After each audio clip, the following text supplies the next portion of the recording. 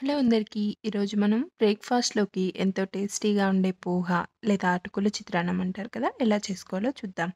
ముందుగా ప్యాన్‌లోకి ఆయిల్ వేసి వేడయ్యాక ఆవాలు, జీలకర్ర, కొంచెం శనగబ్యాళ్ళు, అలాగే కొద్దిగా ఉద్దిబ్యాళ్ళు కూడా వేసుకోవాలి. ఇప్పుడు మంటని మీడియం ఫ్లేమ్‌లో పెట్టుకొని 2 టేబుల్ స్పూన్లంతా వేయించిన పల్లీలు కూడా వేసి ఇవంతా కొంచెం గోల్డెన్ బ్రౌన్ కలర్ వచ్చిందాక మనం ఫ్రై చేసుకోవాలి. ఇవంతా ఇలా బాగా మనకి ఫ్రై అయిన తర్వాత మనం కట్ చేసి పెట్టుకున్న ఆనియన్ ముక్కలు కూడా వేసుకోవాలి. ఆనియన్స్ కొంచెం ఎక్కువగా వేసుకుంటే బావుంటుంది. ఇవి వేసుకున్నాక ఫ్రెష్‌గా ఉన్న కరివేపాకు, అలాగే సన్నగా తరిగిన పచ్చిమిర్చి, కొంచెం క్యారెట్ తురుము కూడా వేసుకుందాం.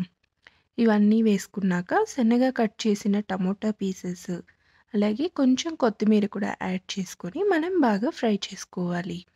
ఇవన్నీ కొంచెం మగ్గేదాకా మనం ఫ్రై చేసి పెట్టుకుందాం.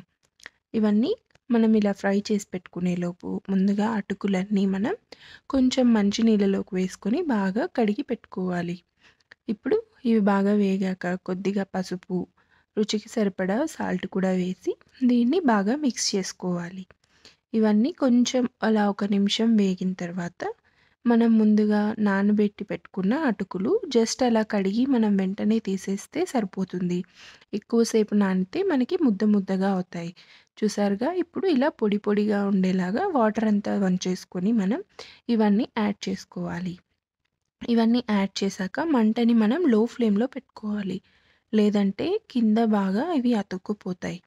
ఇలా మంటని మీడియం ఫ్లేమ్ నుంచి తగ్గించుకున్నాక, ఇవన్నీ బాగా మిక్స్ అయ్యేదాకా లో ఫ్లేమ్‌లో మనం ఇలా కలుపుకోవాలి.